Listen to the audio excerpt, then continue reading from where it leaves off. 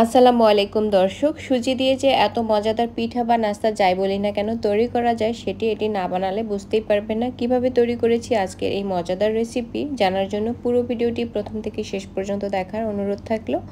প্রথমে আমি একটি মিক্সিং বল নিয়েছি, আর মিক্সিং বলে নর্মাল তাপমাত্রায় থাকা একটি ডিম ভেঙে নিব, আর দিয়ে দিব আমি আধা কাপ পরিমাণে চিনিটা চাইলে কিন্তু গুঁড়ো করেও দিতে পারেন, আর 1 চিমটি লবণ ব্যবহার করেছি। এখন এই মিশ্রণটাকে কিন্তু 5-6 মিনিটের মতো ফেটিয়ে নিতে হবে যতক্ষণ না চিনিটা পুরোপুরি গলে যায়। চিনিটা যখন পুরোপুরি গলে যাবে ওই পর্যায়ে কিন্তু মিশ্রণটা কিছুটা সাদা হয়ে যাবে। এই পর্যায়ে দিয়ে দিব আমি 1 কাপ পরিমাণে সুজি, আর গুঁড়ো দুধ দিয়েছি আমি 2 টেবিল চামচ। এইবারে মিশ্রণটাকে হাত দিয়ে ভালো করে মিশিয়ে নিয়ে এটাকে আমি প্রায় 15 মিনিটের জন্য রেস্টে রেখে দিব।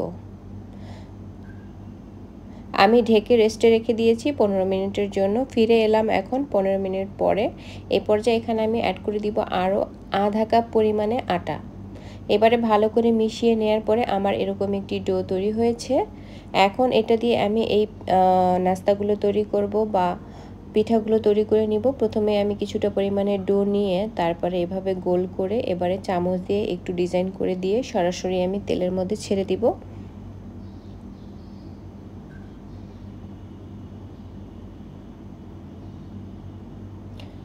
এখন একদম অল্প আছে এইগুলোকে বানিয়ে সাথে সাথে ভেজে ফেলবো। একদম বেশি আছে কিন্তু এই পিঠাগুলো ভাজা যাবে না, তাহলে কিন্তু এটার উপরে কালার চলে আসলেও ভেতর দিয়ে কিন্তু কাঁচা হবে। বেশ সময় নিয়ে একদম পুরোটা সময় লো ফ্লেমে রেখে তারপরে এগুলোকে কিন্তু ভেজে নিতে হবে, এবং মাঝে মধ্যেই উল্টে পাল্টে দিতে হবে যাতে করে সকল দিক সমানভাবে কুক হয়ে যায়। তো আমার যে পিঠাগুলো হয়ে গিয়েছে ওইগুলোকে আমি তুলে নিয়েছি এবং একই পদ্ধতিতে যতগুলো পিঠা আমি তৈরি করেছিলাম সবগুলোকে ভেজে নেব। তো আমার এবারে সবগুলো পিঠা তৈরি করা হয়ে গিয়েছে, এখন গরম গরম পরিবেশন করলেই হয়ে যাবে। তো আমার আজকের এই সহজ রেসিপিটি যদি ভালো লেগে থাকে তাহলে লাইক কমেন্টে শেয়ার করে আমার পেজের সঙ্গেই থাকবেন, আমার পেজটি ফলো করবেন এবং চ্যানেলটি সাবস্ক্রাইব করবেন। সবাই অনেক অনেক ভালো থাকবেন। আল্লাহ হাফেজ।